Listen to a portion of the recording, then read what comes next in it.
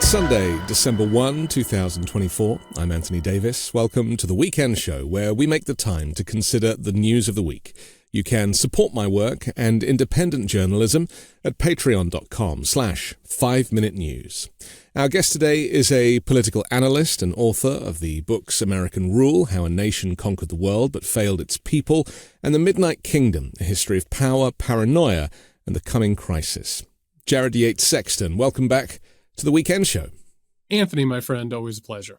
And happy Thanksgiving. I should probably start with that.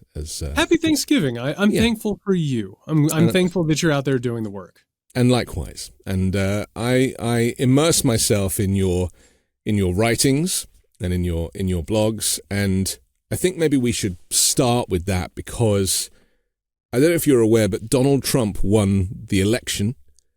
And a lot of us, including myself, failed to see that coming. And I've apologized publicly to my followers that journalism does not necessarily always extend to a successful prediction. And many pollsters are saying the same thing. But 312 to 226, he's claiming it was a landslide and a mandate. Well, the popular vote is suggesting that that's now not the case. He didn't quite reach 50%. Did you see this coming? Unfortunately, I learned my lesson in 2016. I cut my teeth covering the beginnings of the MAGA movement and Trump's campaigning back then. And I believed at that point that someone as repugnant and as repulsive and as inept as him could never become president. I learned my lesson from that. I was incredibly disappointed. It actually took a very long time. American Rule, I actually had to write in order to come to understand how that was even possible. I had to disabuse myself of a lot of conventional narratives in history that I had come to believe. I thought it was a very good possibility that he was going to win this time around for a variety of reasons that I'm sure that we'll probably end up discussing. I didn't want to believe it was true. It was a difference between the brain and the heart. My heart wanted to believe that he would be roundly rejected and maybe we could possibly move forward and figure something else out. But yes, I thought it was a very good possibility he would win. I think maybe that's where I went wrong, was that I was led by my heart and my trust in the American people to do the right thing. But when we look to history, as we tried to in the predictions and the run up to the election, we were always referencing the kind of early Nazi rule, because obviously Adolf Hitler didn't go straight to gas chambers, did he? I mean, this is what people tended to forget and why people were angry with those of us who compared Trump to Hitler. The Holocaust was far later, after he was duly elected. And so, this is the thing about history, isn't it? That we need to recognize that whilst there are similarities, and a lot of people talk about history as being cyclical, we find ourselves in a very familiar situation now, don't we? We do. And, it is about cycles. And I would invite people listening and watching to think about the cycles in their own lives, the way that things continually happen in a very similar manner. Right? And there are moments of clarity, moments where you start to realize how things have repeated and how these cycles have continued to play out. In terms of American politics, and I assume there are people listening around the world, particularly in liberal democracies such as Germany, France, the United Kingdom, you name it, I would invite all of those people to take a look at this and use it as a point of clarity. It's useful as a rock bottom. And I was saying this the other day, a rock bottom is only a rock bottom if you stop, right? If you don't fall through to the next layer of the rock bottom. And this should be a moment of clarity to understand what America is, what America has always been, and to make a different choice, to start interacting with this, to start behaving differently, and to start moving in a different direction that clarity affords.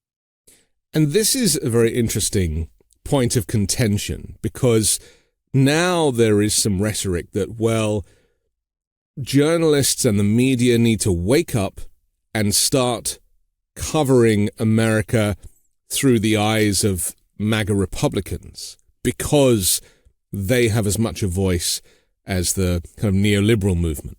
And that, maybe people have been ignoring the fact that there is this kind of large swathe of people who are vehemently anti-immigration, vehemently anti-trans, anti-LGBTQ+, who are pro-evangelical Christianity, and that they deserve equal billing in the media landscape. Yeah, I think that's a flawed framing. I'm pleased you said that. When you talk about, I'll use an example, right? Like when you cover anti-vaccine rhetoric, right? Conspiracy theories based on those things. You don't cover it as fact. You don't take these outrageous and hateful claims and then treat them with the equal respect of the other side, which of course is the rule of science and fact and empirical data. What you need to do is to actually investigate what those are expressions of. So, for instance, when it comes to anti-vax, of course, it's a distrust of elites, which I'm sorry, but elites have earned our distrust to a large degree. It's a distrust of things like big pharma. And we all know that big pharma deserves distrust to a great extent.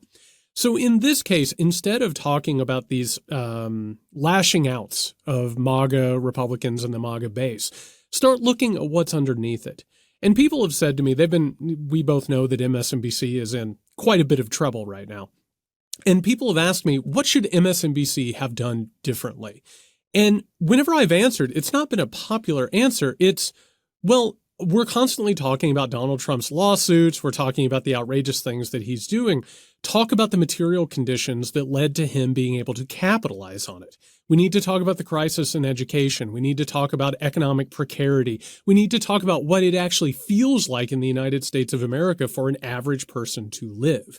You can talk about those things and begin to work against them without actually giving credence to a lot of the more prejudiced, ugly, awful things. So I think that the framing has switched, and that has largely happened because, quite frankly, Anthony, a lot of moderates are not actually moderate. They're actually Republican and right-wing curious. They're very open to these ideas, and they want to have the legitimacy to start portraying them and start communicating them and supporting them. So instead of doing that, we should be looking at the material conditions that led us to this point. I think a really good example of this is how, remember the price of eggs was like a whole thing during this campaign. And there were some famous, interesting moments when J.D. Vance was complaining about it whilst the price behind him was as low as it's ever been. But in covering this, the cost of groceries, especially eggs as a barometer, the media failed to talk about the fact that the reason the cost of eggs had gone up was that 50 million chickens had been slaughtered because of a bird flu outbreak, and that because of supply chain issues, as with the pandemic, the cost was temporarily inflated. I didn't hear that from anybody. Well, and Anthony, you and I, just to pull back the curtain, we were talking about this before we started recording, how good it is to have a conversation that's going to go on at some length and detail, right? Yeah. Which is one of the reasons why people are turning to alternative media, why people are turning to podcasts. They want substantive conversation. Our news media has failed us because they actually cover the spectacle of the thing.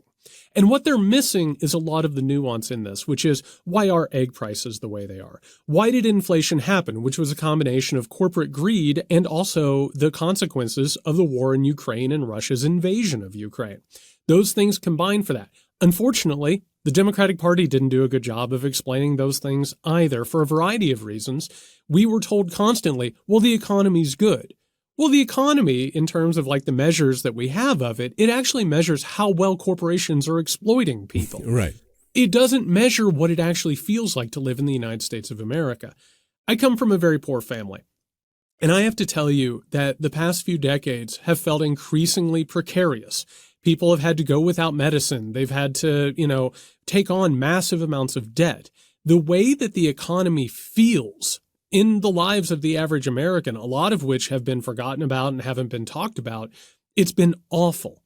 And unless you give them an explanation for why that occurred and also give them a way out, then you're not going to get very far. The problem here is that the 2024 election came down to this.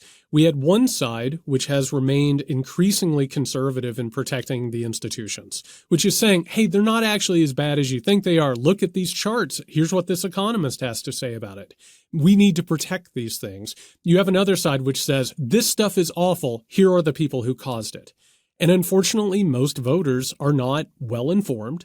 I mean, I'm sure you've read the same focus groups that I have. People who make these decisions often make them irrationally. They make them based on emotions and how they feel, and they're not really following the issues the way a lot of people are. Our media has failed us, our political parties have failed us, and we have to change if we're actually going to go anywhere different. The polls you talk about, let's just look at a couple of things. Americans hold divided views on Trump's second term. 2 separate polls by YouGov in the week after the election.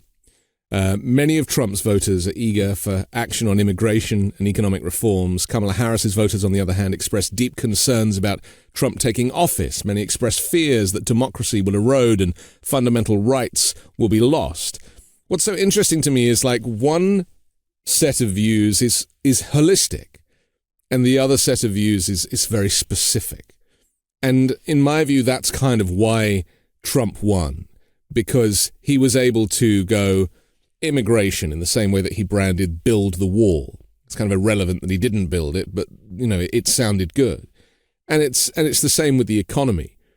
He was never probed. He never put himself in front of journalists who were able to ask him questions as to how he might reduce the cost of groceries. We both know that he doesn't have the ability to do that. So does this mean that this election, and the reason that there are some people who are thinking, it was a fraudulent election, is because it was the lies that were fraudulent?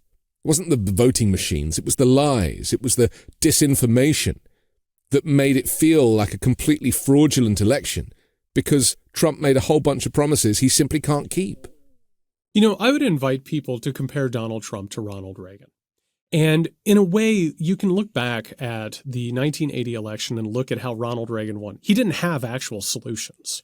He told people what the problem supposedly was, which was the government, right? And stagflation was a larger problem than that. And Jimmy Carter attempted to explain to people what the problem was, logically, and say, hey, you're going to have to really do without a few things and do this.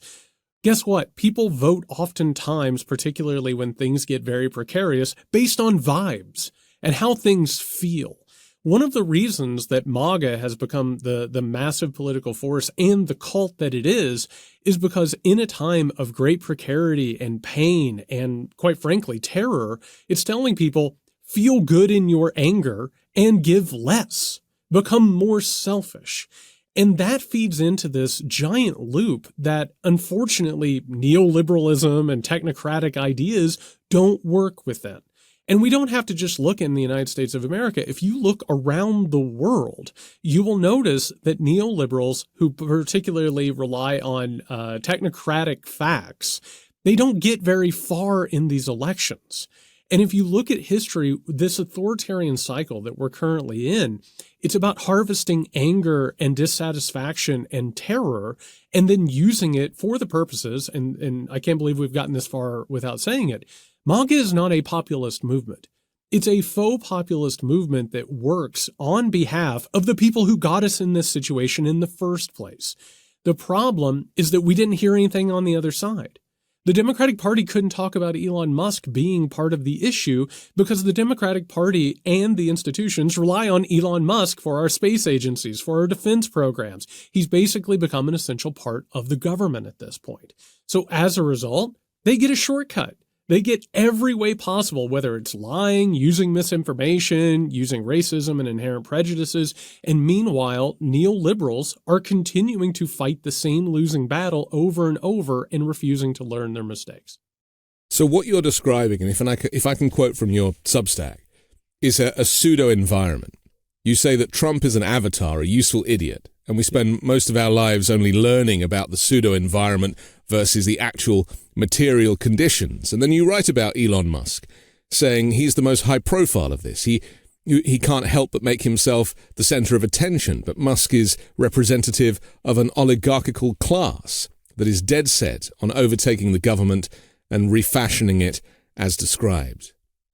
It's nice when someone reads back your own writing, isn't it? It's probably the greatest thing you can ever experience.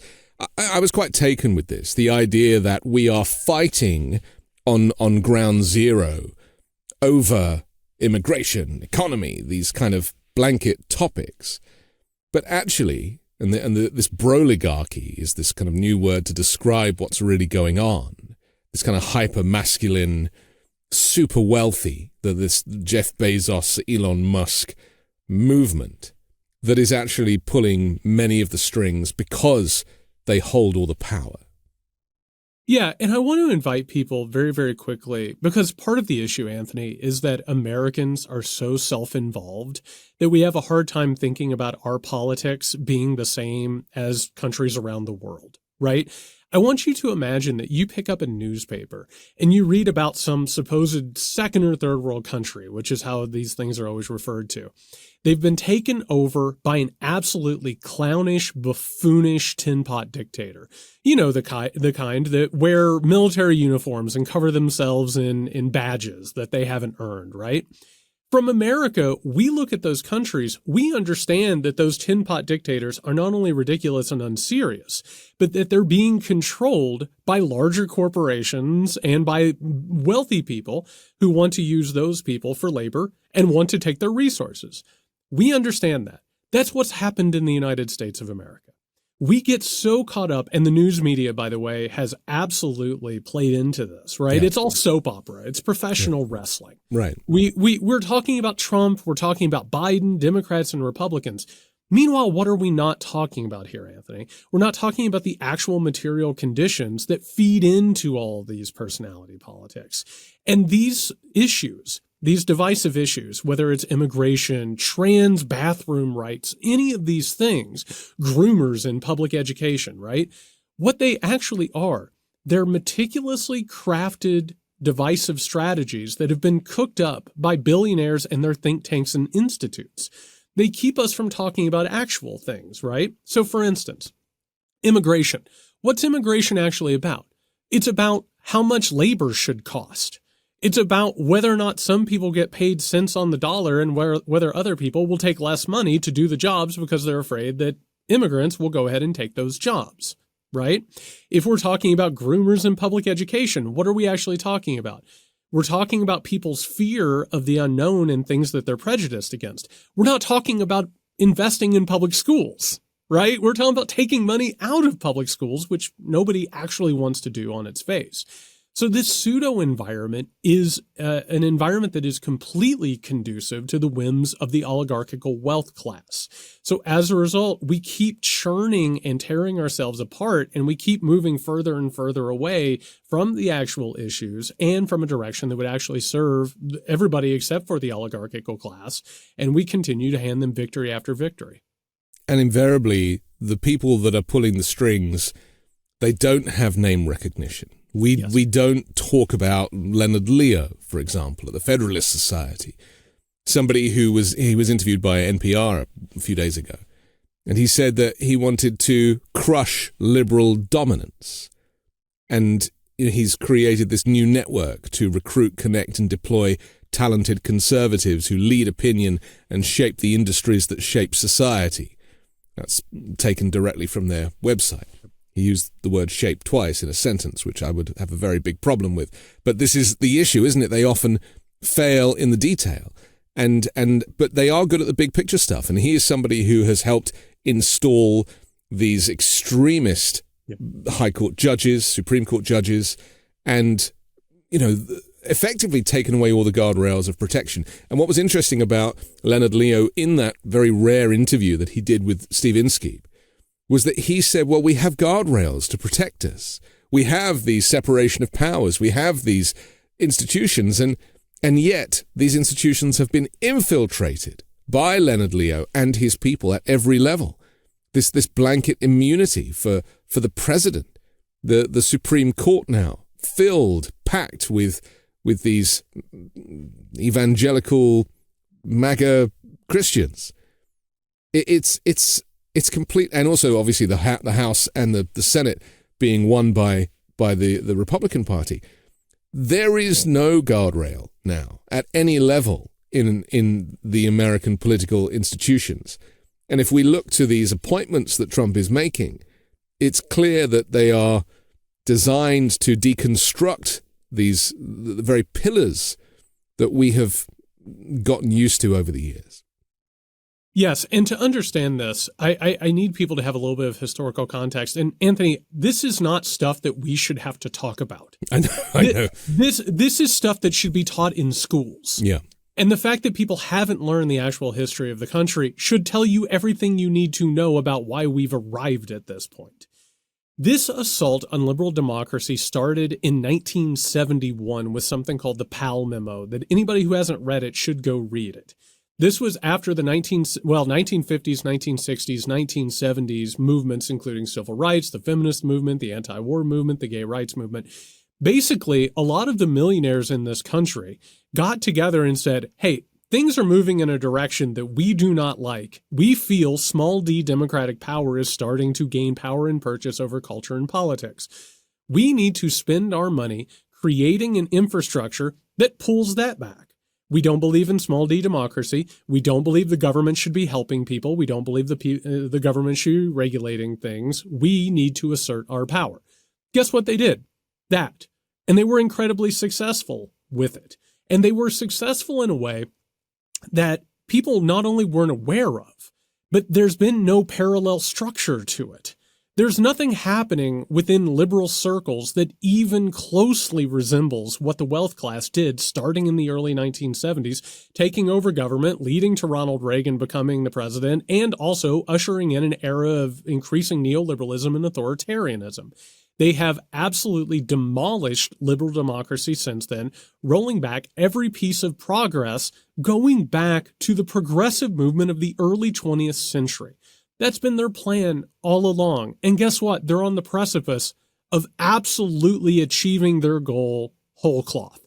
And convincing people that that's what the people want as well. That's been the greatest confidence trick, is making people think that deregulation is healthy.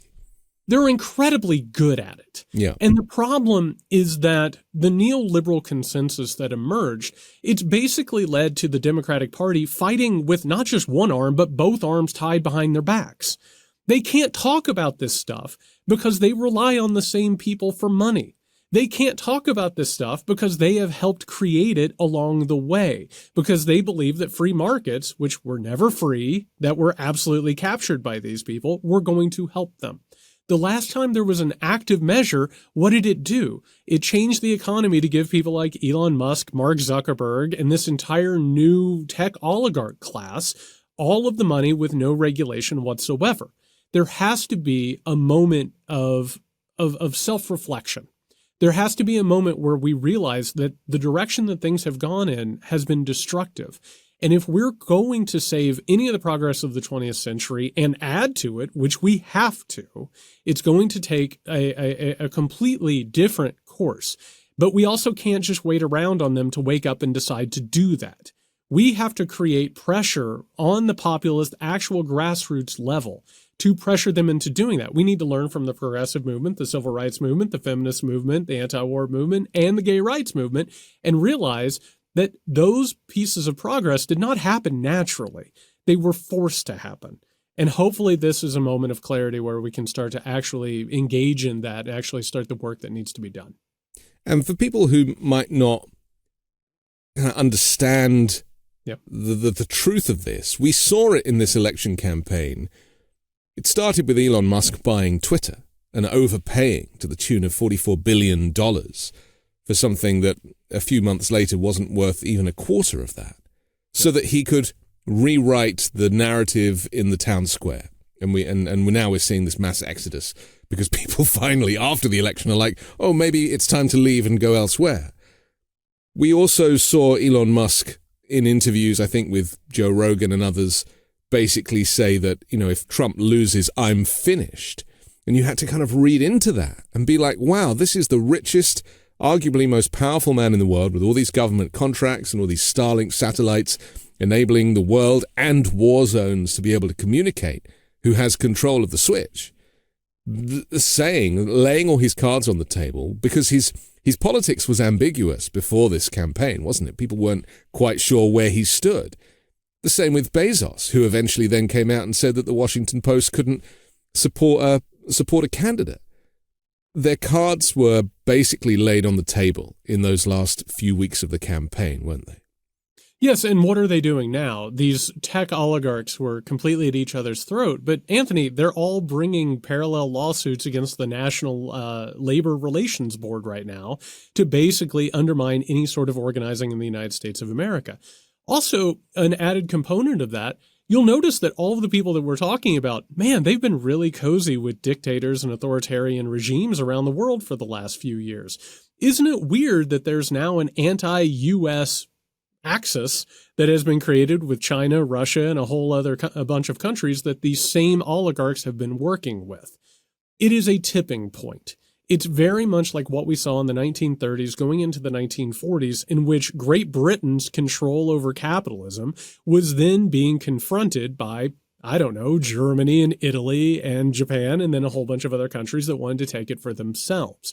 What we're talking about here is a final mad dash. And part of it is the fact that Donald Trump is old and decrepit and decaying. They understand that MAGA was maybe their last best chance to use this cult of faux populism to go ahead and use him as a weapon and as a battering ram. I invite you once again to think about him as a tin-pot dictator in a quote-unquote second or third world country that is under the control of oligarchs and corporations. So what did they do? They pushed all of their chips in the middle. And quite frankly, am I mad about it? Absolutely I am. Does it make me mad that it's putting people in danger? Absolutely. But logically, when you get to this point of wealth and power and influence, it's only logical that you would do this, right? That you would start gobbling up all these communication organs, all of these propaganda organs, that you would start buying off politicians, that you would start buying off governments. That has been the case since the beginning of capitalism and the emergence of the first corporation. Great Britain, if you don't understand it, go back and look at the empirical corporations that helped carry out colonization. They took over the government, and they had to be wrested away the same way this continually happens. But this is a mad dash to finish the job that we've been talking about. And I have to tell you, they're not going to simply give up. They're going to see this job through unless they are stopped. And that really, in this short term, is what a lot of people feel Joe Biden should be doing. Because there's a lot of talk of people saying, what is Biden doing? What is Harris doing? Why are they not protecting us from this takeover in these last few days before the inauguration, especially considering that Biden has immunity to all intents and purposes? Do you think that there's anything happening behind the scenes? Because we know that he's appointing judges at quite a rate, which can only be a good thing. But at the same time, pardon power, executive privilege, I mean, there are ways to kind of go forward in this moment, in these short kind of last few weeks. Have you thought about that? Yeah, I think in order to understand it, we both have to focus and unfocus when we're talking about Biden and the legacy in this particular moment. So on one hand, beyond Biden, let's talk about material conditions, the way that things occur, right? This idea that there's a quote unquote deep state, while it is a complete conspiracy theory and it's based on the protocols of the elders of Zion, let's also not pretend that there isn't an administrative state that takes place in bureaucracies, plus also the military industrial complex.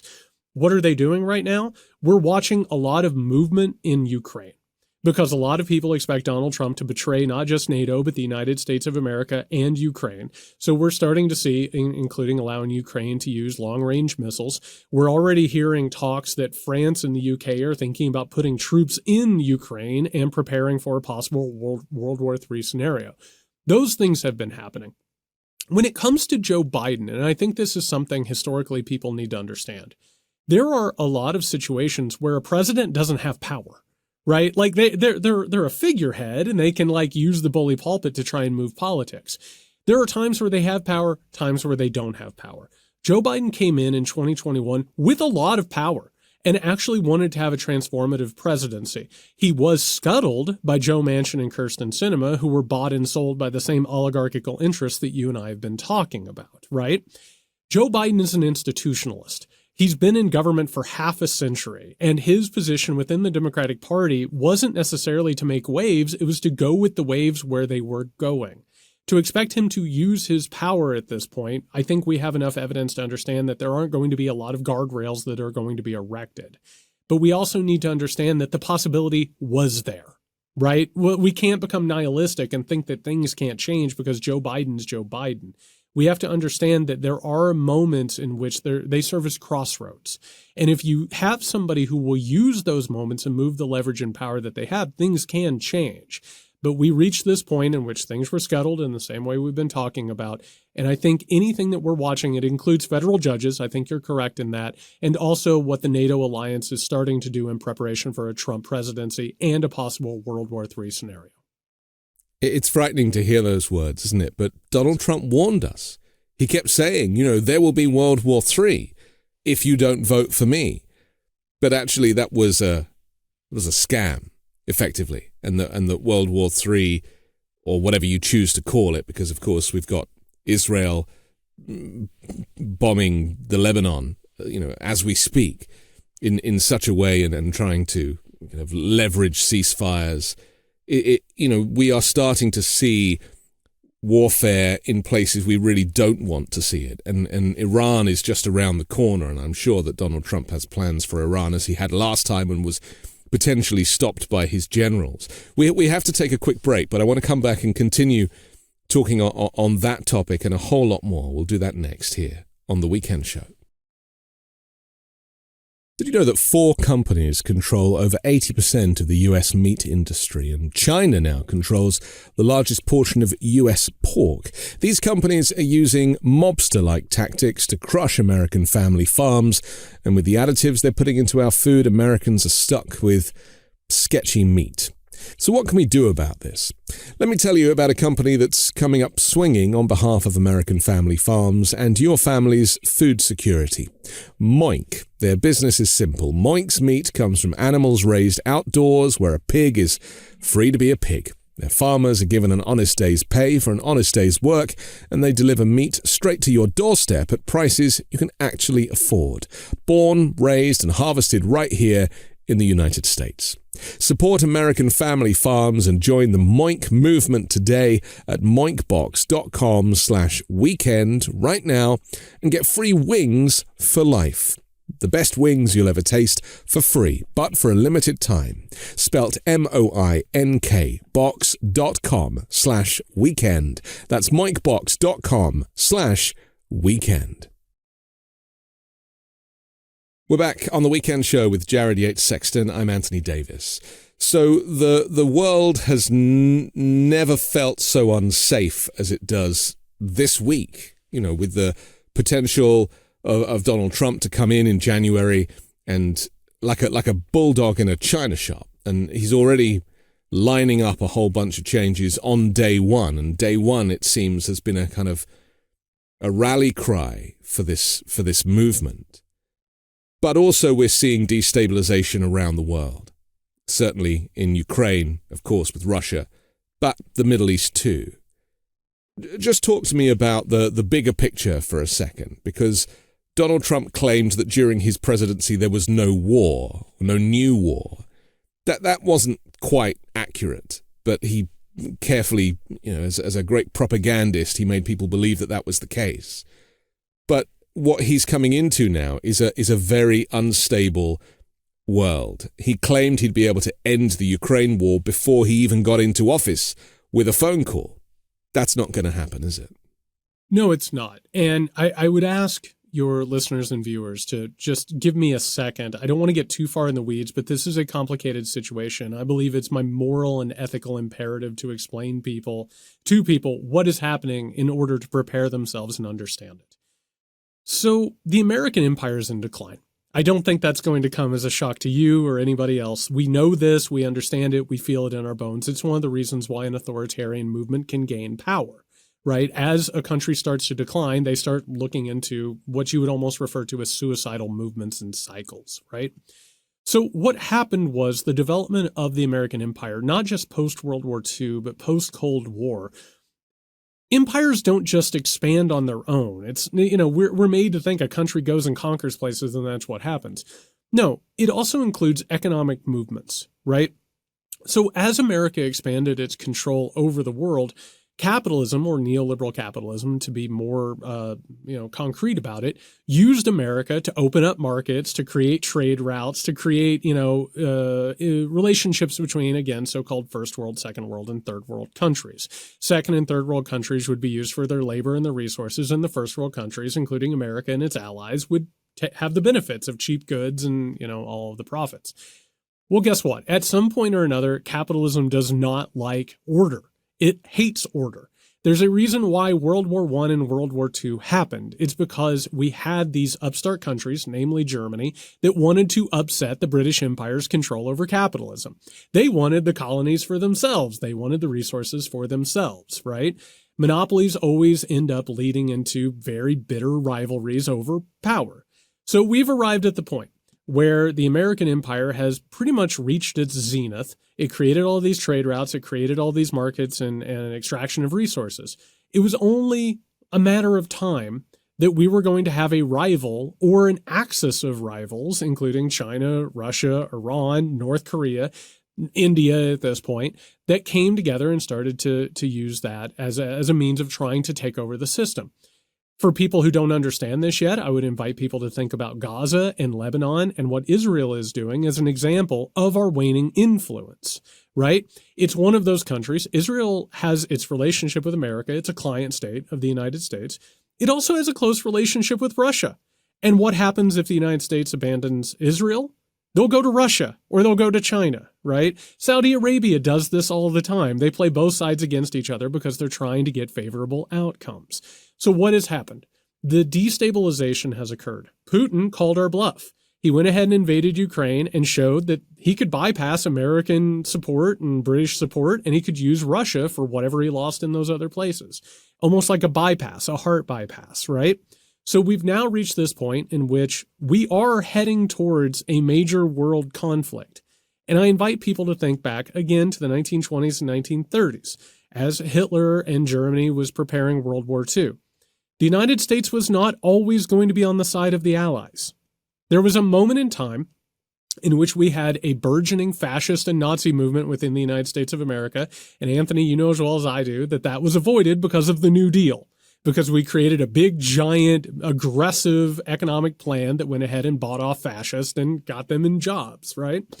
Well, we also had a bunch of Nazis and fascists who wanted us to stay out of the war, to become isolationist. It would probably help while the authoritarian axis was gobbling up countries if the United States of America was, I don't know, under the control of a person who didn't actually care about the United States and also was an isolationist. So we're in another moment of choosing sides. And the United States of America is currently on a trajectory to stay out of this larger conflict, to let China take Taiwan, to let Russia take Ukraine, to let all these regimes start to gobble up as much land and as many resources as they possibly can.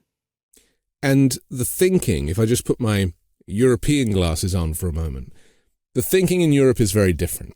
Now, NATO is scrambling right now, because they recognize that Trump, with his renewed vigor and the support of Russia, or certainly the control by Russia, will probably want to pull the US out of the NATO alliance at some point, or at least threaten it in the short term. And not just over countries not paying their fair share. They already played that card. There'll be more to come.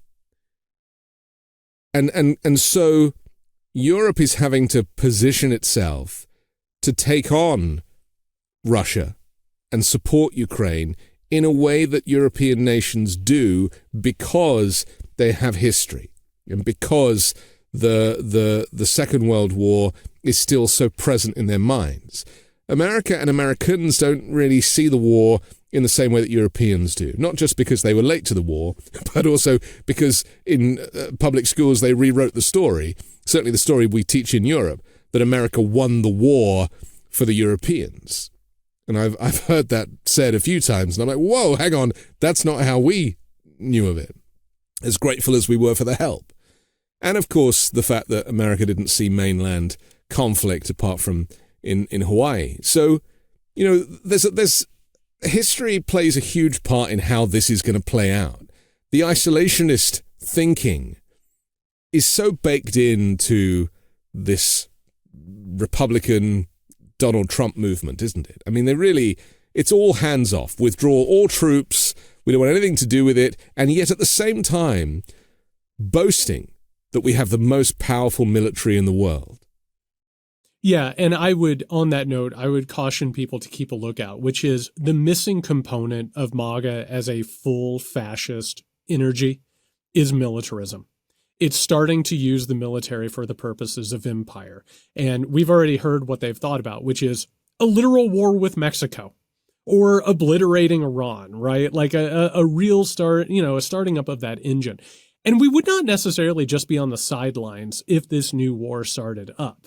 I think a really good example of this, and Americans are pretty ignorant of it, would be the conflict in Syria, which is a constantly bewildering, confusing, all over the place mess in which some days you're working with some countries, other days you're accidentally bombing one another. Over here you're together, over here you're not together. I think what we need to understand here, first of all, is what you just said is exactly right. Americans do not have an actual working understanding of World War II or World War I for that matter. Europeans have it within their cultural DNA. They were destroyed. There's a reason why the United States became the main power of the world. It's because Europe was on life support following World War II. I would be remiss if I didn't point out that one of the major problems is that immediately once Germany surrendered, the United States and Great Britain started working with former Nazis and fascists in order to go after their own allies, the Soviet Union. It's kind of the reason we arrived at this point in the first place. But I do think that the isolationist trend here, it's not an accident. The oligarchs who have made this country really, really precarious are relying on people to not want to help other people. And you brought up Great Britain, and I've brought it up a couple of times in the history. I want to remind people of something, which is when the Roman Empire started to decline, when it actually started to decline, it wasn't just Rome being sacked. It was when Britannia was facing a threat, and the Roman Empire sent a courier that said, hey, you're on your own, sorry. And that is what we're looking at this point. The United States is in decline, and a lot of these security engagements and promises that we've made are going to fall by the wayside. And it's going to fall on Europe to start dealing with this. And again, Great Britain, France, and Germany are all beset by right-wing parties that are gaining power and purchase. So maybe we're going to have another world war, or maybe we're just going to have a capitulation in which everybody gets on the same page. Or we might choose a different path and actually avoid the war and actually have a better future that includes small d democracy. It's kind of up to us, but we have to understand the choice we're making. Warfare looks different these days as well, doesn't it? Because it's not so much about boots on the ground as it's more of a Cold War in a way, isn't it? It's an electronic warfare. Look at during this last election where we saw these bomb threats at these swing state polling places that emanated from Russia. Look at the way that these pages were exploited by Israel, that belonged to Hamas, that exploded. This was a long game. This kind of warfare is completely new. Aside from the disinformation warfare that we see go on social media and the algorithm that has completely changed people's view of the world so that their reality is completely distorted. Yours and my reality can be completely different just based on the social media that we consume. That is brilliant, but it's also terrifying and devastating and clearly played into the result in this recent election here. So how do you think warfare will look when we talk about World War III and we say it, we do not say it with any thrill whatsoever. It is completely terrifying that we are at a place now in the world that is so discombobulated that miscommunication or lack of communication even can bring us to this point. What do you think that would look like considering these new skills that countries like Russia have, where they're basically able to use their computers as weapons? If I had to go ahead and guess, I would say it would look a lot like a combination of what's happened in Ukraine, which is sort of the connective nations, to go ahead and use a hierarchical system. A lot of these countries that lie between the great powers sort of skirmishes, basically using proxies at that point, much like we've done with, Afghanistan multiple times towards multiple state powers at this point.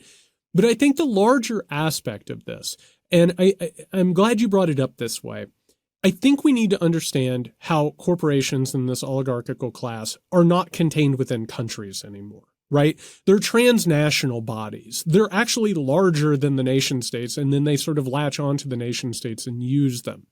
So what we're looking at right now, and this is something, and again, we've talked about how our media has failed this. This has not been discussed. We're currently at the beginning of a reindustrialization of the United States of America. We're driving down wages at this point so we can pay people, cheap and exploit their labor. Also, we're in this new Cold War with China, which means that we can't rely on them for a lot of the products we need. The CHIPS Act that Biden passed was part of this, but you better believe that they are going to open a lot of factories and a lot of manufacturing centers, and people are not going to get paid well, and it's going to be brutal. The chances are that a lot of World War III is going to be corporate espionage. It's going to be hacking. It's going to be shutting off of power. It's going to be stealing state secrets. And more or less, if you really want to get into the weeds of this, the dropping of bombs and shooting of bullets in wars has an economic factor to it. What do you bomb? Yes, you bomb factories that create weaponry, but you're actually trying to hurt the economy of the other country. So the chances are, like with the presence of the nuclear bomb and nuclear weapons, you're probably not going to get into as many firefights as you necessarily were in the past, though those will certainly exist. But sort of the veins of the global system are going to allow people to come in. I mean, that's what we've seen with the internet and social media. So it will probably be a hybrid type of warfare that, unfortunately, I don't think a lot of people are going to be aware of, but will be exploited by people like Trump. Like, I'll go ahead and say it now, and you can put it on the record. Over the 4 years of Trump being president, hopefully, knock on wood, that's all it is, you are going to see things happen, including blackouts, including massive hacking attacks that take away telecommunications. And who knows where they're going to come from? We're going to be told it's enemies of the state. We're going to be told, that it was like bad people in the deep state or whatever. And we're never going to know the truth of it. It's going to be such an asymmetrical type situation. It's going to be hard to keep track of. He is very clever about that. And let me use his assassination attempt as an example, where he basically referred to the shooter as they. Yep. Look what they tried to do to me. Now, when investigated, the shooter was clearly a Trump supporter from a family of Trump supporters, and yet things got so bad on that side of the aisle that their own people were starting to shoot at their leader. That's how I see it. And yet there was again a media blackout on who this kid was. There was very little discussed because Trump rewrote the narrative, and as did his surrogates. Look what they tried to do to me. They tried to take me out on multiple occasions. This, to me, was a barefaced example of how you can rewrite the story. And I do think it probably helped his election chances, the fact that someone tried to shoot at him. I mean, this is just so powerful for his propaganda movement. Elon Musk famously said, look, they didn't even try and kill Kamala Harris because there's no point. I mean, that was a pretty low blow. Oh, it absolutely is. And our media failed in that. Actually, there were three quote unquote assassination attempts of Donald Trump, right? One wasn't even an assassination attempt. It was a supporter who tried to bring a gun into a rally, right, with fake credentials. Then we have this other situation where someone was maybe going to take a pot shot at him at a golf course. That person's politics are completely inscrutable. Yeah. Like trying to take a look at them, you have no idea. Yeah. The one who shot him or supposedly shot him in Pennsylvania, you take a look at him, he is a right-winger who has all of these like ideological perspectives that the media never even touched. Right. What was the story?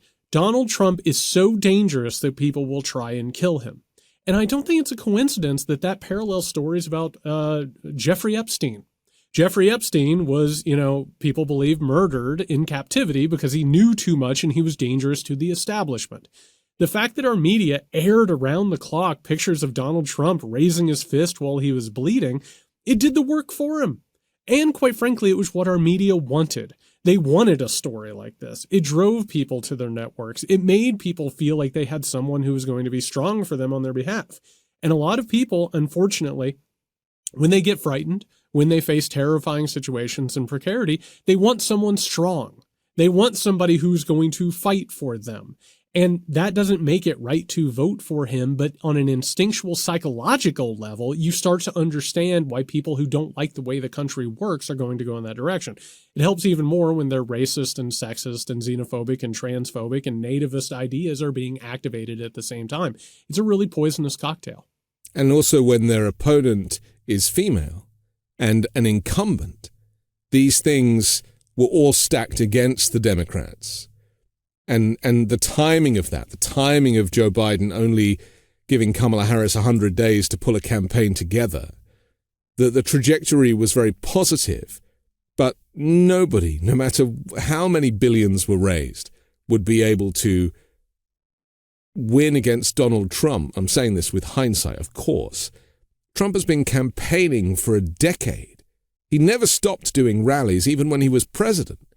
And this is who he is. This is how much importance there was on his win, not just from him because he wanted to stay out of prison, but from the puppeteers who were controlling him. Yeah, I think when talking about this, I think it's important to remember Claudia Sheinbaum in Mexico, who was given a massive mandate to become president of Mexico in a country that many people are very happy to label as misogynistic, right? And why was she able to win? It was because she created a populist message that said, these people are responsible, we're going to take care of them. Which, just a reminder, that was also the basis of a black man who won the presidency of the United States of America in 2008. These are the people who have done this. I'm going to put it right. A reminder, Barack Obama won my home state of Indiana, which was under the control of the Ku Klux Klan in the 20th century, right? If I had to break down where the Democrats went wrong, I would have to go through a whole list of things, including the fact, and this is going to be some tough love, and I have to assume the comments section will take me to task, and I'm fine with that. The Democratic Party did not admit that Joe Biden was in decline. They hid it. They didn't talk about it until it had to be seen.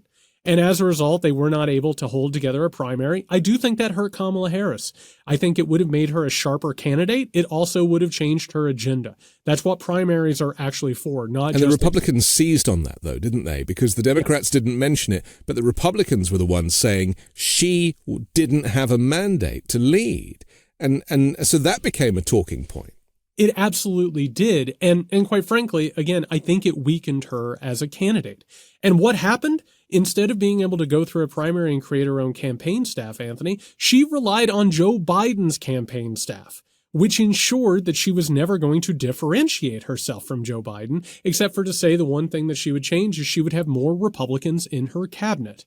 And if you actually take a look at what happened over the course of the campaign, like her own brother-in-law, who is a CEO or executive within Uber, told her to stop with the populist messaging.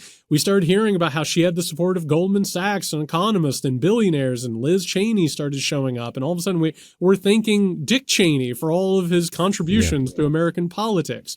So what ends up happening is those mistakes on their own would have been bad. When you add that to the fact that the Democratic Party didn't explain that corporate Democrats like Joe Manchin and Kyrsten Sinema scuttled the agenda, when you go ahead and say, hey, look at the numbers, the economy is fine, and tell people not to believe their experiences, and on top of that, you don't have an answer on things like Gaza, which drove away a large part of the youth vote. When you bring all those things together, and your main issue in the lead up to the election is illegal immigration, which is Donald Trump's pet project that he's been carrying out for 10 years, that's not a recipe for success. It really doesn't matter how much money you put behind that. It's eventually going to hit a brick wall, which unfortunately we saw happen. Kamala Harris has said in the last few days that, she's considering all her options, but she would think about running again. This is, I don't think that necessarily is a bad idea, because I do think that she would make a great president. But I have said in previous conversations that I don't think she's a great candidate. And there is a difference between being a good candidate and a good president. But that aside for a moment, the Democrats clearly need a clean sheet of paper right now, don't they? Yes. And running Kamala Harris again really doesn't do that. It's the same playbook with tweaks. And this, as I'm learning from having lived here a while now, that this really is a theme with the Democratic Party, is this failure to reform. Yes. And that, they're slowly versus these, broad changes that Donald Trump kind of talks in. Yes. So what should the Democratic Party be doing if not running Kamala Harris again? How could they go forward, considering that there is this monolithic opposition now? So I think what we have seen in the post-election environment is something I expected to happen, but I was really shocked by how quickly it occurred.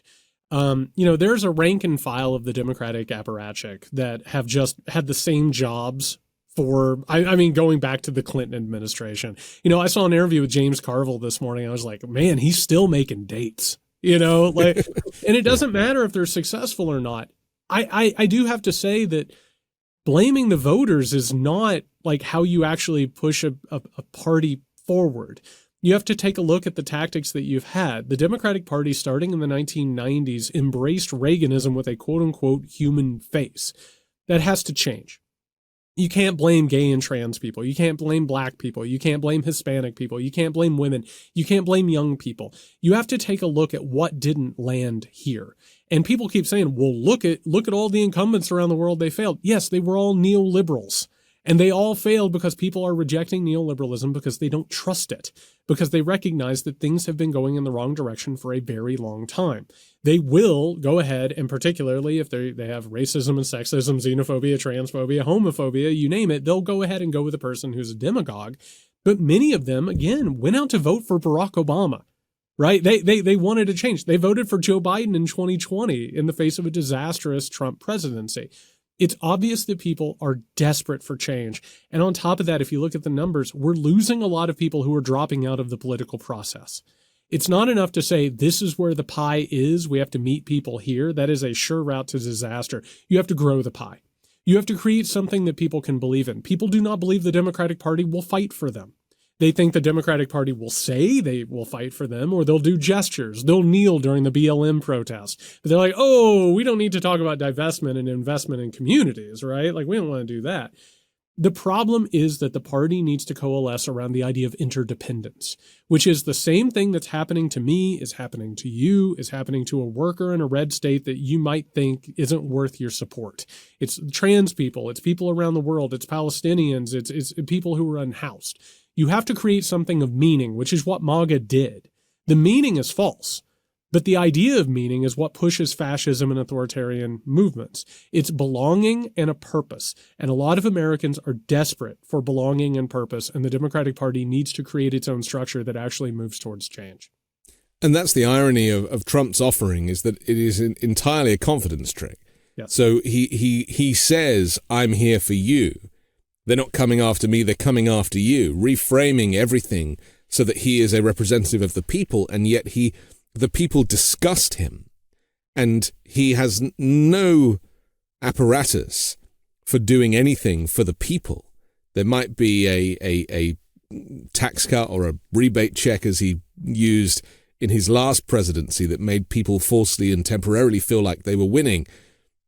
Was a rebate, was a refund on their own tax payments. But what I want to ask you is, there's talk now that maybe we misread what America was, and that actually America always was the Donald Trump MAGA movement, and that the Joe Biden win in 2020 was a blip. It wasn't, and maybe COVID obviously contributed to that because Trump was screwing it up so badly. But actually America is, and always has been, but never really had a voice, this kind of far-right, isolationist country, and that Joe Biden's presidency was a kind of temporary reprieve, but now we're back into that kind of GOP movement, or whatever it is going to look like next. I think that's accurate. And I think 2020 is now obviously a blip. I don't think if COVID would have happened that anybody would have beat Donald Trump. I think he would have went ahead and got a consecutive second term. And I think the data is showing us that is the case. And people literally wanted to believe that Joe Biden would fix it and move us beyond Donald Trump. That didn't happen, right? Like, God knows how many people at this point have died from COVID. It's still circulating. We've just become sort of, numb to it and in denial of it. And on top of that, like, things were not put to right. The Republican Party did not wake up from their fever, right? if you actually look at the history of America, unfortunately, this is a racist, sexist, xenophobic country that has been run by a power-hungry oligarchy since the very beginning. That was the nature of the founding of the United States of America. People say to me all the time, can you believe that the institutions are working like this? Yes, they were designed to. They were created by wealthy, white, slave-owning men who wanted to create structures that took care of white, slave-owning, wealthy, white men, right? So, yes, but I don't think that's nihilistic. I think understanding the way it's actually worked and then looking at the pockets of change. I brought up the civil rights movement a while ago. Liberals were largely opposed to the civil rights movement. Democrats were not interested in necessarily signing civil rights legislation. You know what happened? They were forced to do it by a group of conscientious activists who got together and showed people what was happening and told them, hey, this is where your privilege comes from. We need to change things. And the Democratic Party eventually said, you know what? You're right. Let's do it. I don't think this is a dead end. And a lot of people now are saying, what are you going to do? America is racist and sexist. Well, no kidding. America has always been racist and sexist. There are moments of progress that have been squandered and have been capitalized on. We need to create another moment of progress that will not be squandered. And I still believe, based on looking throughout history, even the history of the United States of America, I still think that is possible. But I don't think simply saying it's racist and sexist, that's it. I don't think that bears out. I don't think it's accurate, and I don't think it gets us anywhere. I'm an optimist, so I do believe that, when you go so low, there's only really one way you can return. And I'm holding on to that, Jared. I'll be honest with you. We have to take another break. We'll come back and continue in just a moment here on The Weekend Show. When you think about businesses that are selling through the roof, like Alo or Allbirds or Skims, sure, you think about a great product, a cool brand, and brilliant marketing, but an often overlooked secret is actually the businesses behind the business, making selling and for shoppers buying simple. For millions of businesses, that business is Shopify.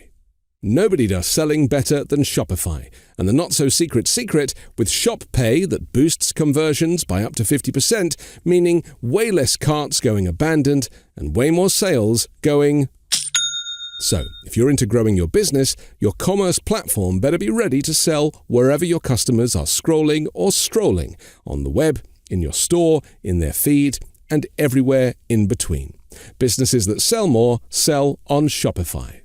Upgrade your business and get the same checkout that Allbirds uses. Sign up for your $1 per month trial period at shopify.com/weekend, all lowercase. Go to shopify.com/weekend to upgrade your selling today. Shopify.com/weekend.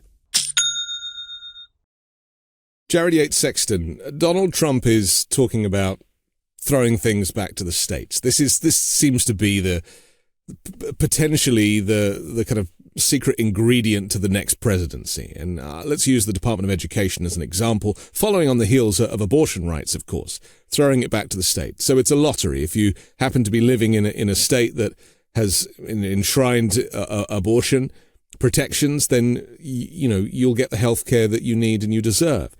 But if you're not lucky in that way, and if you can't afford to cross state lines, or if there is a police force looking for you if you cross state lines, or if there is a healthcare team who fear being prosecuted if they carry out your healthcare.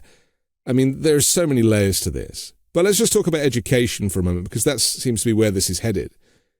That they want to disband the Department of Education. They've chosen somebody completely inappropriate to head up the department, which you could argue is part of the deconstruction of the administrative state. Put the wrong people in charge and watch the institution crumble. But this does again mean that if you are in the wrong state, you're going to get a kind of Bible education, Bible-based education, a Trump Bible-based education, I should add. And Texas has just approved this, so that Bibles now will be, form part of the curriculum. Talk to me about the states and potentially state warfare, which is where some are predicting this could end up. Well, first of all, I'm going to have to push back. You don't think a wrestling impresario should be in charge of the Department of Education? Yeah. I don't know. I don't see the point. No, I want to get into a couple of things because I think this is essential. I'm so glad that we're talking about it. First things first. The states' rights idea began, of course, with slavery. The idea that states should have the possibility of protecting slavery and having slave economies. Of course, we saw where that got us. The next version of it took place after desegregation was ruled by the Supreme Court, which then pushed for the idea that every state should be able to take care of themselves in order to have segregated apartheid educational systems. You know what's funny about it? You brought up abortion. When did abortion become a thing? When they realized that that was a lot better than talking about openly white supremacist education policies. They figured out that they could go ahead and transfer those things over. Jerry Falwell, for anybody who is interested, was like one of the essential components in making that happen. What we're getting to now is not just diminishing federal power and oversight, which is meant to protect individuals of all races, colors, sexes, genders, sexualities, whatever it is. We're also creating a chopped up United States of America. And I'm going to give people a metaphor that I hope will help to explain this. I want people to think about the last time they got on a plane. And I want you to think about when you were booking your plane ticket and you paid the bottom bargain price, right? Maybe you weren't even assigned a seat. You had to wrestle somebody to get a seat. You didn't know if you were going to have somewhere to put your bag. You weren't guaranteed to get on the plane quickly, get off the plane quickly. If you pay a little bit more, you're able to pick your seat. You're able to have overhead storage. If you pay a lot more, they wait on you hand and foot and deliver you drinks and treat you like you're part of the chosen few, right? That is not just how neoliberalism chops everything up. That is what's happening in the United States of America. We are creating a situation where quote-unquote red states or impoverished states are going to be places where only people who can't afford to live elsewhere are going to have to live. They're going to get lesser educations. They're not going to have as many protections. And on top of that, Anthony, because they're not going to be educated very well, and because they're having their abortion rights taken away, you're going to create a permanent underclass of people who are going to be forced into places like factories and jobs that don't pay them very well or have upward advancement or representation with unions. Meanwhile, if you pay a little bit more, you might be able to move to a purple state, a place where there's a possibility of things getting a little bit better. Maybe you have some of the advantages there. And if you play really, really well and you make enough money, you'll get to move to a blue state. And there you're going to have a government that is going to see after people's welfare, and you probably aren't going to have a lot of your rights taken away. That sort of economy versus premium level United States existence has always existed in this country, particularly with the rise of neoliberalism. Now it's going to become institutionalized. We're going to have a new apartheid state with illegal immigrants, which they have no desire to get rid of all of them because our economy absolutely requires them. The people who fund the Republican Party and Donald Trump rely on immigrants to pay them cents on the dollar, and they want to create a state in which those people are afraid and they won't ask for more. What happens with an apartheid? You have an underclass that's being treated like that, and that keeps the lower class from getting out of line because look what we do to these people, it will happen to you. These capitalist structures have played out time and time again. It just so happens that they're being slotted into place now within the United States, and it's going to be very, very firm, and we're going to see a lot of tensions between the states and regions. That's definitely going to come to happen. I feel like Walt Disney predicted this in the 1950s. He created a Disneyland for Republicans in Florida and a Disney World for Democrats in California.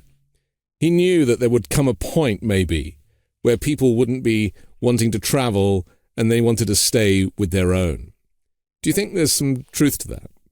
Absolutely, I do. Because one of the most lucrative products that exists within the United States of America is your own reality. It is a boutique reality that works and functions the way that you want it to. If you have enough money, again, you can live in a blue state and not worry about what's happening to people in a red state and whether or not they have access to, reproductive rights or basically a decent job. But you add on top of that media, particularly corporate controlled media, and you look at what's happened over the last few years. Remember, we had this whole scare of cancel culture. People are going to get removed from whatever. What did they do? They created an alternate economy. We now have two economies. We have a quote-unquote woke economy and an anti-woke economy that you can live in either one that you want. Social media has now reflected that. What we're seeing right now is a segmentation.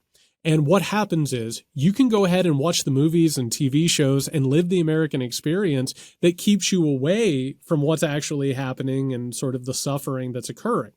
You can also go ahead and live in the fantasy of this anti-woke world in which all this stuff is conquered.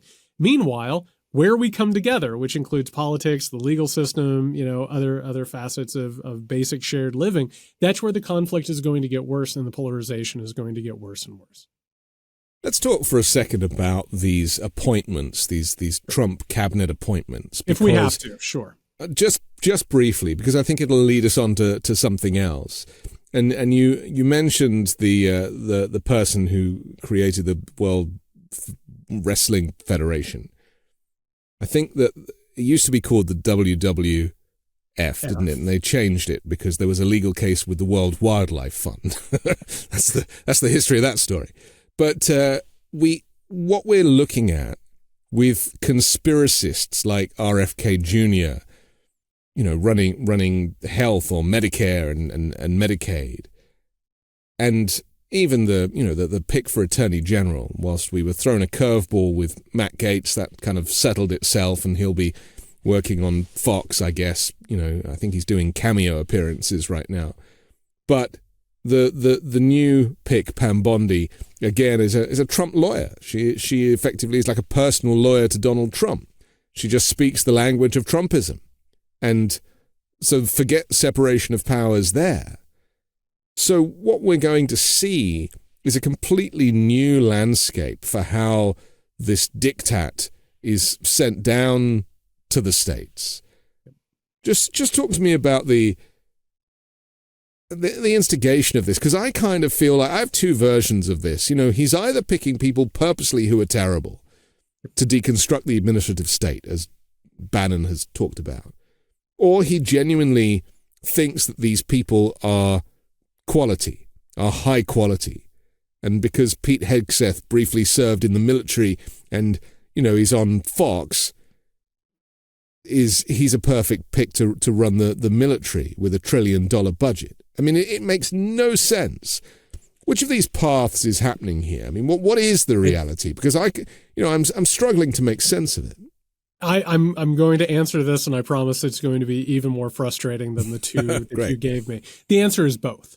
Right. So one of the things that we have to do when we understand Donald Trump, because for a person to become president of the United States of America, I think there's a part of our brain that still tries to make them somewhat competent. Because how could you become president of the United States of America and not have some competence? That's our projection, right? Right, which is one of the reasons why our media is continuing to normalize him, right? We have to give him respect. He's the president of the United States of America, right? Give him a chance. The truth is that Donald Trump is a truly sick individual, an inept individual who is so lost in his own reality and so lost in his own narcissism and desperate yawning need. It's what he thinks. He probably looks at these candidates and thinks that they're the best possible people. Yeah. And why? Because they're sycophants. They're people who suck up to him, who are on the TV that he likes to watch. If this sounds stupid, it's stupid. But there's another part of this that people need to understand.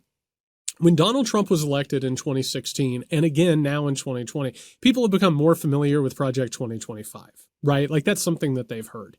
They need to understand that every Republican president since Ronald Reagan is given a manual on how to be president by the Heritage Foundation that basically tells them who to appoint, what to carry out, all of that. They're not making these laws. They're not coming up with these priorities. They're given it. So more or less what's happening, and what I'm about to describe is horrific, but it is no less true. They'll say, okay, we're going to get to the Secretary of Defense. Who are you thinking about? And he's going to say, well, this Fox News host, he looks like a Secretary of Defense and he likes me. And the Heritage Foundation and all these associated oligarchical institutes, they then look at this guy and they say, is he going to play ball? Is he actually going to do what we want him to do? And in the case of people like Linda McMahon or any of these other inept ones, are they going to destroy the administrative state? That is the purpose. Use things like the Department of Defense or the Department of Justice as a weapon. Keep them strong, particularly with sycophants who can, follow orders.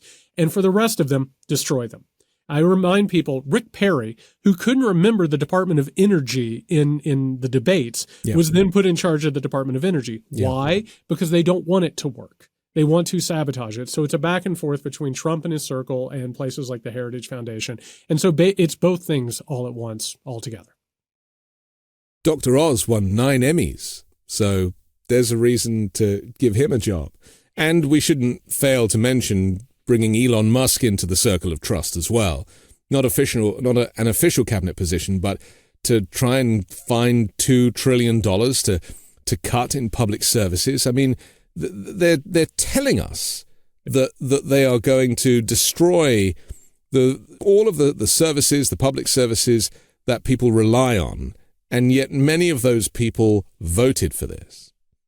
I want to make it incredibly clear what's happening with things like the Department of Government Efficiency, which I can't tell you how offended I am that one of the most devastating projects that we're going to see in our lifetimes is given a meme name and laughed about. It's disgusting. Doge is it that you're talking about there? Doge. Yeah. We are literally going to watch the flatlining of the American standard of living. They're going to get rid of every social assistance program, including, and they're going to cut Medicare, Medicaid, Social Security. You're going to see all these things bottomed out. The American dollar is going to be weakened in a pursuit of freeing capitalism and leaning into cryptocurrency, which is decentralized and also incredibly corrupt and useful for authoritarians. So basically, more or less, this is going to be a big giant bomb that they're going to let off within the American economy and government.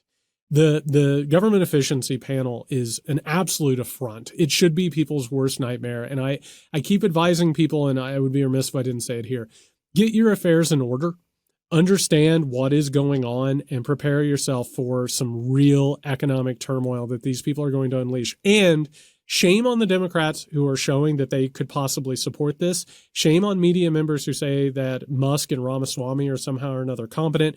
3, shame on anybody who says it's overdue and the administrative state needs to be cut. They are leading the way towards a big, giant, ugly project that is going to hurt people and honestly kill people in the long run. And the price of eggs will just be a distant memory with what people are going to have to deal with. Yeah, unfortunately. And you look at everything from tariffs to the economic warfare that's going to be put at the feet of the American people. It's going to be a period of suffering. I remain optimistic like you. I do think that in the end, we're going to have something better out of this. I think this is going to coalesce us and bring us together and give us purpose and something to fight against and fight toward.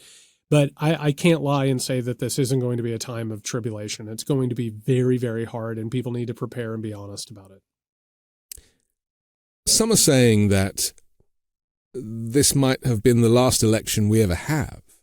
That once Donald Trump or the Heritage Foundation, the kind of MAGA Republican movement, install themselves in the White House and in all branches of government, including the Supreme Court, that they will never give the people a vehicle with which to remove them. Because why would they? Do you think that a fair vote will ever come our way again? Because already people are saying, oh, well, the midterms are only, not that many months away. And I'm thinking, I don't know that there are going to be midterms. I've spent a lot of time in my work studying illiberal democracies, which is such an oxymoron, right? You look at Russia or Hungary, and basically you have an authoritarian movement that grasps the reins of power, and they basically move everything around. Like, there will be elections, but you don't trust them. Vladimir Putin comes in with like 97% of the vote. Meanwhile, what happens in all that? Not only do they consolidate power, but also people lose hope. They become disillusioned, and they just say, you know what? Crack as many skulls as you want. Just leave me alone in my house. That's what I'm afraid of. I am afraid of this thing continuing to cycle, including the use of digital surveillance, the likes of which we've never seen before, misinformation and propaganda through the same channels you and I have talked about. I think we'll have midterms. I can't tell you right now whether or not those midterms will be handled fairly, or whether or not we'll even be in an environment that will actually reflect the will of the people. I don't know. But I do know that simply becoming nihilistic and thinking that none of it matters, dropping out and not paying attention or any of those things, that those only ensure that these terrible, terrible plans are going to be carried out. What authoritarians want is twofold. They want you to feel alone, and they want you to feel powerless. It's weaponized abuse is what it is. And you're supposed to say, you know what, I can't do anything about this. I'll go along with it. I won't rock the boat. Just don't hurt me. And that is what we've seen time and time again in these cycles. And yet Trump hails Viktor Orban and Vladimir Putin. They're his referees. I mean, if he was applying for a job, Yes. These would be his references. Oh, well, Orban thinks I'm great. And we've heard him say that multiple times, especially on the campaign trail. Oh, well, Viktor Orban, he says that. And I was like, wow. And this is the problem, isn't it? When we aren't teaching not just civics, but world history. Right. Is the average American getting enough information about what is actually going on in Hungary? We had that propaganda interview with Tucker Carlson going to Russia and doing that very awkward interview with Putin, but because it didn't really work out, he then spent an extra couple of days going around grocery stores and train stations and saying, look how great it is here, and we could only dream to have this in America. I mean, that wasn't done by accident, was it? No, it wasn't. And, to be personal for a second, a lot of people have been saying to me, like over the past few months and even the last year, they're like, how did you know the Republican Party was going to do this? How did you know that the MAGA movement was going to make these turns? And how did you predict all this? I didn't predict it. I listened to what they said. Right. The damnedest thing about this is they didn't hide any of this. It was right out in the open. All you had to do was read their blogs, read their posts, read their speeches, watch their videos.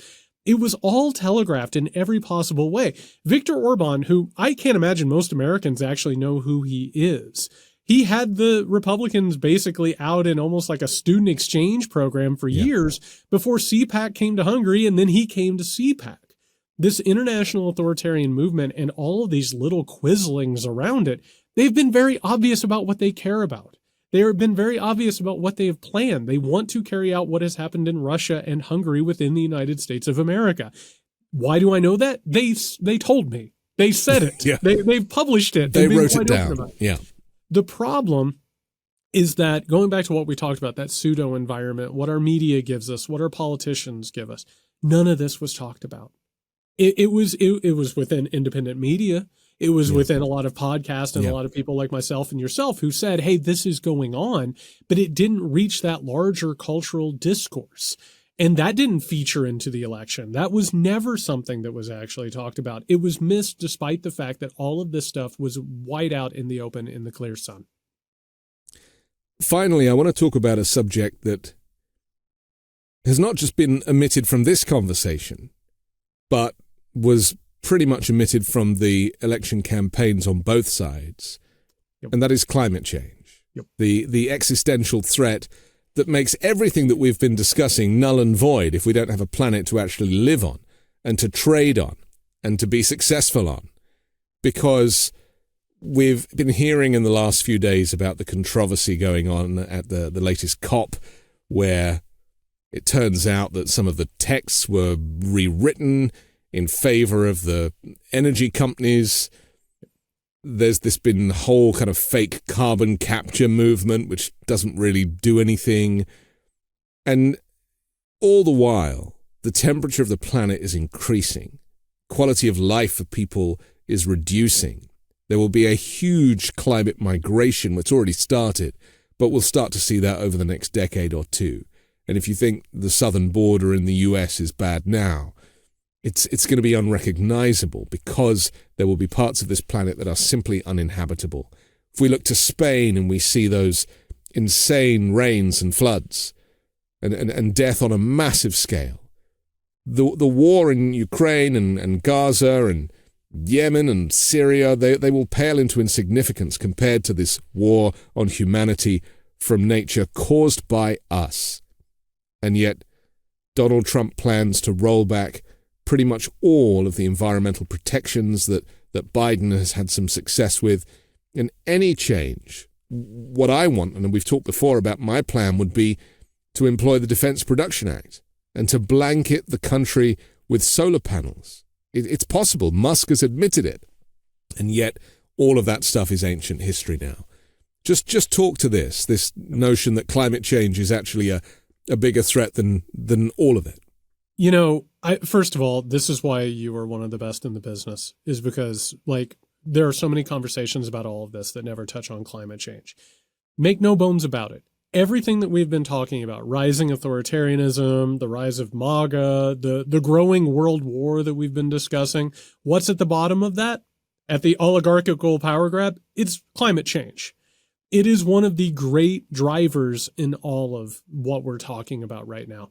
So I want to explain in the beginning, I think for a period, and I don't know if you were like this for a while, as I saw climate change up over the horizon and I read all the reports and all of the testimonies from people saying this was a problem, I was like, man, we're finally going to reach a point in which we realize that this is a problem and we're going to figure it out and it's going to do whatever.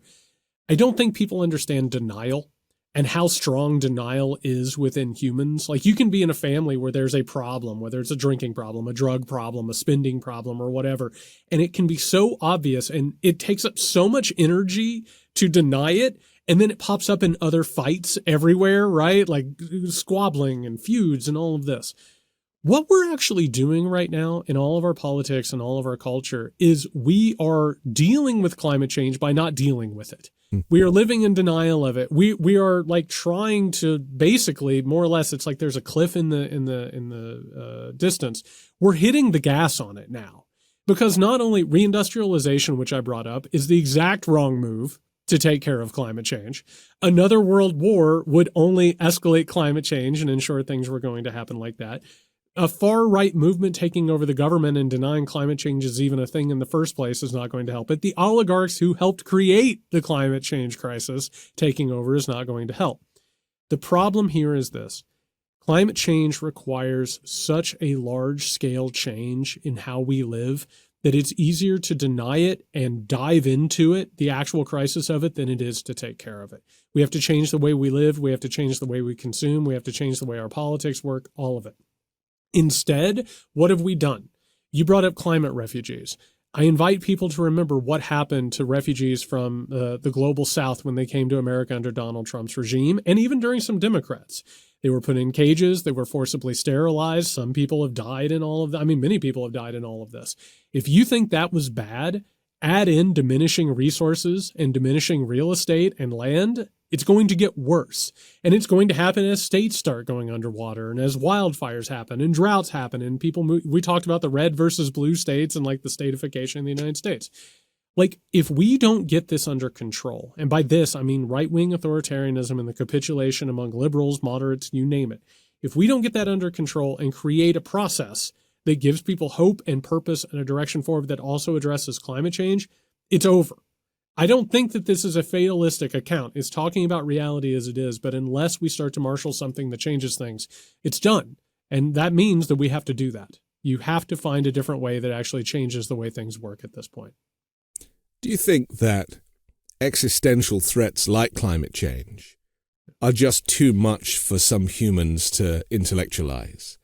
And therefore, it's almost impossible to do anything. I mean, you've alluded to this, but it's almost impossible as individuals, especially in America, where the concept of collective responsibility is pretty low down on the list. If you look to other nations, Scandinavian countries, for example, they totally get this kind of social democracy and the concept of everybody doing their bit and playing their part. But it's, imagine going to Texas and telling people that this is what you need to do to save humanity. It's just not going to wash. And so America really, as the second biggest polluter on the planet after China, is really the wrong country to lead the charge on climate change. It certainly is for a variety of reasons. And I want to point something out, which is the problem of climate change started with the Industrial Revolution. And the Industrial Revolution not just begat climate change, it begat the administrative state. And in both cases, you have problems, entities that are so large that an individual has a hard time wrapping their mind around it. It's like thinking about space for too long and your brain shuts down, right? So what do we do with it? We break it down into little rituals. So I'm going to say something that I need to give context, but I think it will help people understand. I do recycle, but I don't recycle thinking that it's going to stop climate change, right? I'm not one of the main drivers of climate change. My usage of materials doesn't drive climate change. Doesn't help, right? But like, I'm trying to do my own part. It's the equivalent of recycling and thinking that I took care of climate change, and as a result, it's beyond me. Same thing with the administrative state, the feeling that I voted, that's all I could do. That's it, right? Like, that's over there and it's beyond my control. Thinking about how to change geopolitics and this larger machine that has created it, it shuts us off if we don't break it down into workable parts, right? Which is, I can do this, I can then do this, I can then do this, I can do this, which includes organizing, creating coalitions, creating political movements, also advocating for reform and change, and also things that will take care of climate change. If we try and do it all at once, it's impossible. I can't make China change. I don't live in China. I don't know anybody. Well, I know a couple people in China, but I can't force China to abandon its current status. I can't force America just by, my will alone to change the way that it operates. I can't change the military industrial complex or the processing of goods, but I can make steps along the way that can do it. Otherwise, the mind shuts down. It repels away from it. It's so large. And people haven't really understood what Joe Biden talked about with this, this Green New Deal, which were words they couldn't actually say because they were too political. But the fact that good jobs can come from a green economy, and that, my idea of employing the Defense Production Act, where you literally put the nation to work, harnessing the power of the sun. I mean, it's not difficult, and China has the technology to do it. That's the crazy thing, is that they're so far ahead. I mean, they're switching out batteries on electric cars in under a minute in these charge stations, where the batteries are the things that are being changed, rather than you standing there for 45 minutes waiting to get a top-up. I mean, the technology exists. There is value there. There is wealth there. And yet there is still this denial that we should be drilling baby drill, and that all of the resources are under our feet, and there's enough oil, and there's enough of this fossil fuel to last decades. Yeah, I want to give some advice to people who are listening, and maybe even some Democratic politicians who might be watching or listening. Yeah. We want the world to work like West Wing. We want to think that a speech that talks about our highest values and a call to principles is what's going to change people's minds. We are a selfish country. If the 2024 presidential election didn't show that, people voted for Donald Trump because they thought that he would get them jobs and help them economically, and then voted to give themselves reproductive rights at the same time, right? It's a very self-interested thing. I lived in Indiana for much of my life, and you know what? It was almost like the biggest sin in the world to drive a foreign car in Indiana. You know when that changed? When a Toyota plant came to Indiana. And you started seeing them all over the place. You started seeing a lot of people start driving hybrids and Toyota Priuses, right? If you want to sell something like the Green New Deal or something that helps climate change, you can't say, hey, we're doing this for the earth. We're doing it to do our part. That's something that speaks of sacrifice. I have to do without for that. You have to go ahead and say, hey, guess what? In Ohio, where we have no hope of winning an electoral vote from now or forever, guess what, Youngstown, Ohio? You are now going to become one of the biggest manufacturers of solar panels or wind turbines. And I guarantee you start giving those jobs and you start basing communities around that. You start carrying out projects that give places that don't have any hope or direction. You start giving them those contracts and those jobs and purposes. I guarantee you they're going to become eco-warriors. Right? In the same way that, what do people care about in Iowa? They care about corn being used in fuel, right? Like it's the material conditions that need to be addressed, and that selfishness does need to be put in it. Again, the New Deal showed us that. Civilian Conservation Corps bought off fascists from joining fascist movements. That's the way we need to approach this thing, and the Democrats need to give up on a lot of these lofty speeches in favor of actually answering material conditions. I knew you'd have a solution. I knew you'd be the right person to ask. We have to finish, but for now, Jared Yates Sexton, thank you for joining The Weekend Show. My pleasure. I'm Anthony Davis. Don't forget to support me and independent journalism at patreon.com/5 Minute News. You can see more from me on the 5 Minute News YouTube channel and podcast, and I'll come back next Sunday with a brand new special guest and more factual news to discuss on the 5 Minute News Weekend Show with Midas Touch.